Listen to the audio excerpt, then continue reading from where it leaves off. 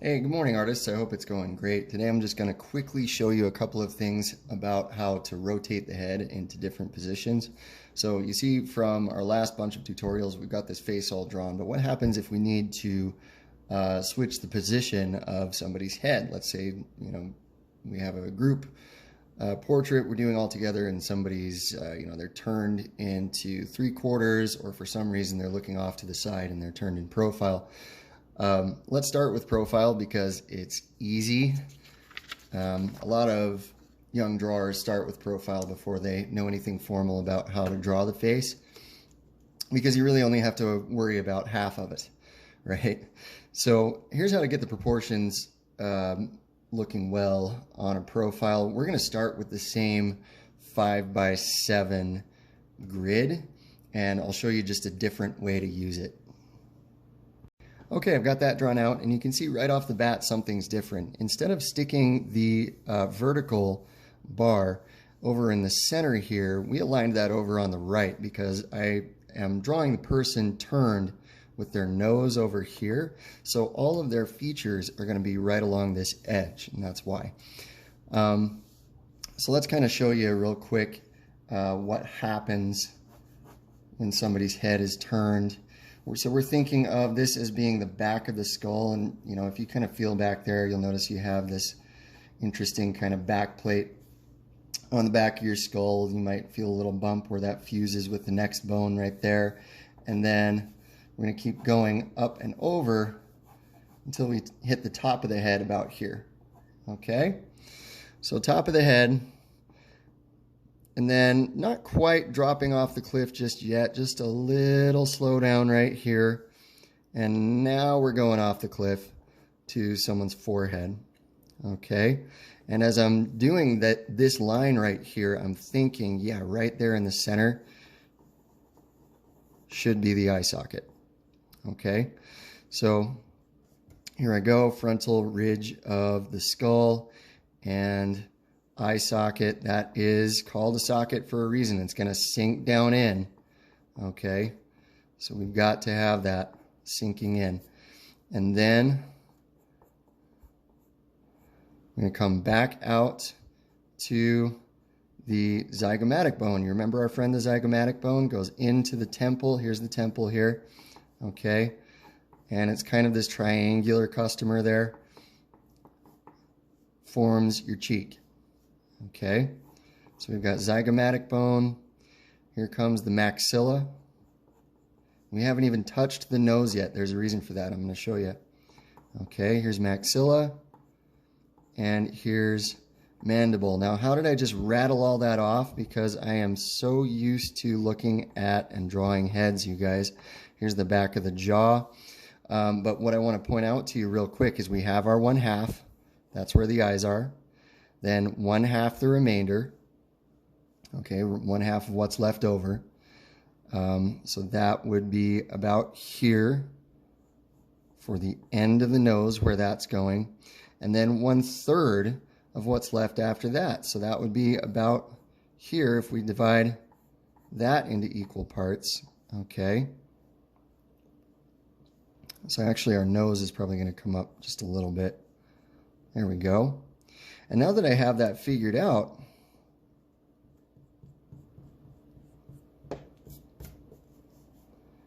it's very easy to take this space right here. This is that magic spot I told you guys about, the glabella. It really is a very good waypoint on your map to kind of keep there and help you figure things out. So now we're getting into a nose. I'm going to draw a nose with a bump on it because that's what I got. Okay, and how far out? How far out, man? Are we going to draw the end of the nose? Well, you got to look at the person. Okay, mine doesn't come that far out. I mostly have a nose that is long, but not too far out, man. Okay. And I'm thinking bulb of the nose, but I'm also thinking like a little bit angular here.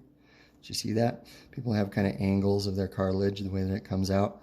And here would be the flare of my nostril. That's really pronounced on me if you look at me from the side. I got a serious nostril flare there. Okay, and then it's just shadow going down on the rest of things, if you guys remember from the last video. Okay, and we're going to hit mouth. Okay, looks just a little different from the side, so think about what that's going to be. And here we have half of our mustache. I'm just ask you to draw half a mustache. Hey guys, that triangle still works. You guys remember the triangle from the glabella over the nose, over the end of the nostril here, to the corner of the mouth. And then that's where we draw the shadow from the cheek muscle. Okay. That's going to help us underlap the lower lip. Remember that lower lip is a bit thicker this way by about 1/3 than the upper lip. Okay, so then here we go, shadow going down the chin. Chin structure, think of trapezoids or little octagons as much as you can. Think angular, that's what I'm trying to say, guys, think angular. And then we smooth out later. Okay, so that would be like Mr. C from the side, if I shaved. Then you're going to draw the eye just like normal. Only difference is we won't see the tear duct. Okay, and we're looking at the iris from the side. Okay, so you kind of draw something angular like that, and then we're going to finish it off with a little half circle. Okay, we're going to draw the pupil after, usually after we figure out the reflected light. Okay, little stripities, going underhand. Okay, lids just like normal, quick, long, okay, long, quick. You can see I'm kind of going in wonky reverse order here, just to go fast for you. I'm not too worried about the order of my steps right now. I just want you to see. Okay. Lower lid. And we're going to think of the whole thing as a sphere. And there it is. Things that are hidden behind or on the other side, you can't see them, so don't draw them. Okay? Really, really simple. How to keep something rotated or how to keep it in profile. If it's hidden, let it stay hidden. Okay. Eyebrow. Okay, and I'm just thinking of a mass of hair. Remember, I think of hair in mass first, and then I narrow down to texture. Okay. All right, so here we are. We're at the temple here, and that's just a divot, right? And now I'm going to start thinking, where is the ear?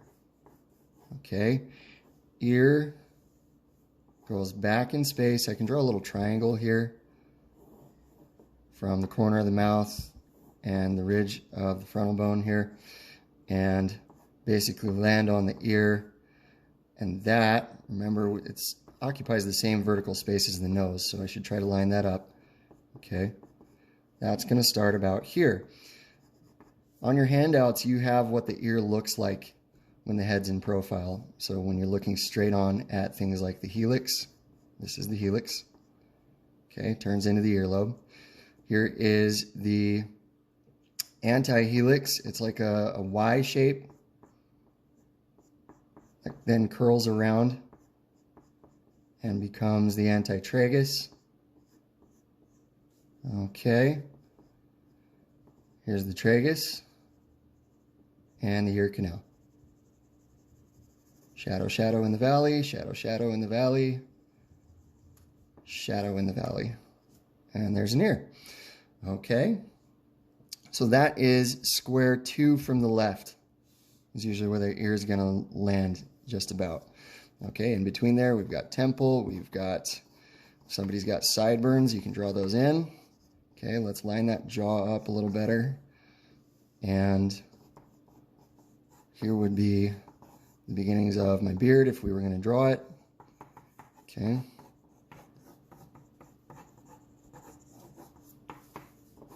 Here is all the space you have to start your hairline. and so forth and so on. And right here, we kind of drop off the cliff again. This is that cool spot where you have a knob on the back of your skull and your neck muscles attached. We talked about that last week. Okay. And that's basically the head in profile, guys. Let me know if you have any questions over that, and we'll try to address them. Next thing we're going to move on to is what happens when you have the head turned only a little bit, like maybe 3/4 position. So turning a head between flat on and profile is basically a perspective problem, because as soon as you turn it to 3/4 here, you're going to have stuff start to move away from you, and you're going to have stuff start to foreshorten. Hopefully everybody remembers that term from way back in Art 1 when we drew a hallway and a city. Foreshortening is the way that things sort of squish as they get further away from our eyes. So if you were to lay out a grid like that, it might start off something like this with, our middle of our face, our glabella, right about here. And then we have the positioning of the nose. And the nose becomes this interesting thing where we need to draw it in 2-point perspective. Wherever our vanishing points are, we kind of create a box that goes off that way. Okay. But as we go further back away from the nose along the face, we run into this interesting issue where we need things, if we're going to lay them out on the grid, we need the grid to kind of squish. So we would have to do something like that and reduce the amount of space, and then we'd have to do something like that and reduce the amount of space again, really to get the head looking as though it's all been turned away, and that panel of it that's moving away from us is getting smaller as it goes. So that might be a little less extreme than I did. As you can tell already, this is a little tough to figure out this way. Okay. So, if you really want to run at it and try really hard to figure it out this way, boy, have at it. Get really scientific. This is one of those places where I want to teach you to break away a little bit. You're not always going to have time to draw a 5x7 grid when you have somebody sitting for you for 20 minutes. So we need a quicker strategy. We need a way to get around this a little bit faster. Once we get our eyes used to these proportions, then we can get away with it. It's like my old professor used to say this a lot. Once you know all the rules, you know when it's okay to break them, and you know why to break them. So what you're going to see now is going to look like a lot of stuff you've seen out there on the internet, or maybe somebody tried really quickly showing you how to draw a face. I like to teach the grid method first because it gets you a very deep technical understanding that you can rely on to use this without a lot of error. So here's what we're going to do then. We're going to think of where's the midline of the face. So if we cut a line down somebody's nose through the center of their face, I'm going to think of that, and I'm just going to draw a line that's 7 units long. Okay? Easy. So then I'm going to mark the center of that. That would be 3.5. You guys who are math wizards, 3.5 is half of 7. Okay. And then I'm going to line up 2.5, which is half of 5, only I can't line it up there, can I? I've got to foreshorten that. So let's take maybe 3.5, just scooching it over an inch. Okay. And draw that from 0 to 5. Okay, so now I have something that's basically like the right proportions. And what I like to do after that is I like to round it out. Okay, just to remind myself that people's heads are not squares. Okay, and then, because we're in perspective, I'm just going to round that out. And this right here gives me the true center point of the face. Okay, that's where I'm going to put the glabella that lines up the eyes. Okay, so we're thinking round now. Once you've done this enough, hundreds, maybe thousands of times, you can almost skip right to these rounded lines, and you will draw something that's 5 by 7 once you've got enough practice under your belt. Okay, so then what I'm going to do is, again, we're thinking in perspective, so I'm going to take it from kind of an imaginary vanishing point over here and here, and I'm going to draw a line that intersects right here halfway over what's left. Okay, so halfway. So we've got 1/2, and then 1/3. So I'm going to chop 3 equal parts. And here's 1/3. Okay, and I may just want to foreshorten that just the tiniest bit because we're thinking perspective, and the chin, because it's rounded, it's starting to move away from us. Okay.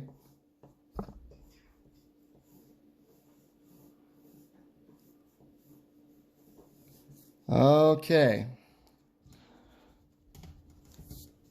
So very quickly, this is something you can do if you have somebody sitting for you.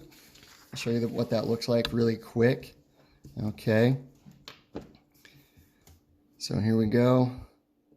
Something that's about 7 lined up. Center, something that's about 5, too far, 5. Okay, and then we kind of scoot the end of it. So I make sure I've got that marked out where the endpoints are, and then I quickly erase. This is what you would see me do if I were to draw somebody's portrait in the park. Okay, and then I'm going to mark off, okay, here's 1/2 of what's left, and then foreshortened 1/3. I'm thinking just a little bit less than 1/3 because I want to foreshorten it. Okay, and that's what would get me started. So now I'm thinking, all right, kind of, this is what you've seen before. Here's that kind of ball for the rest of the head. Okay, just kind of blocking that in a ball. And you notice where I ran that through was right here at the opening of the mouth, because that's kind of where most of your brain case ends, is where your mouth opens. Okay, so then we kind of have this extra space over here for chin and jaw and so forth. Okay, so it's really only once you understand the 5 by 7 that you can rattle this off without a lot of problems. Okay, now we have lines to connect things like the eyes. First off, we need to create what is an eye space right here and space our eyes that far apart. You notice on the 5 by 7, that's what they're doing. But I need to foreshorten the space between here and here. So there's a foreshortened eye space. Okay, and here is a longer eye space over here. Okay, whatever the center of that is, I'm going to bring that down, or I can use my Bermuda triangle here, and that becomes the corners of the mouth.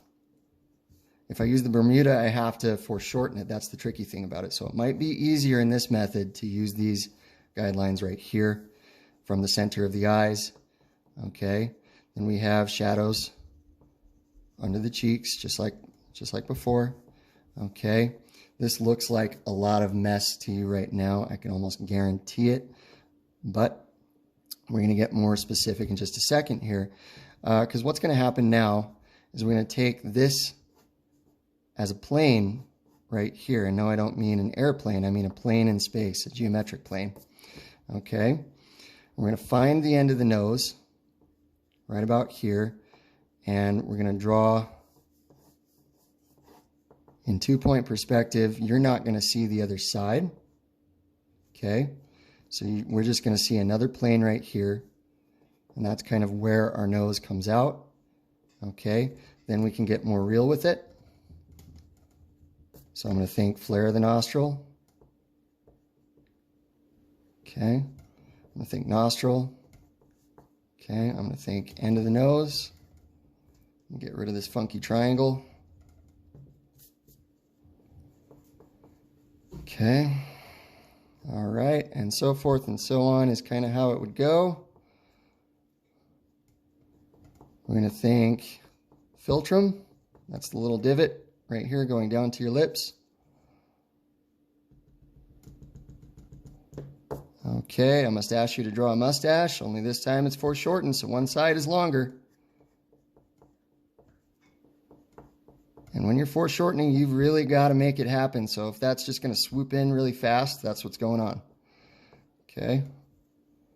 Whatever you can see, and whatever is hidden is hidden. Remember that. Okay. Underlapping, shadow from the cheek muscle, shadow down the chin.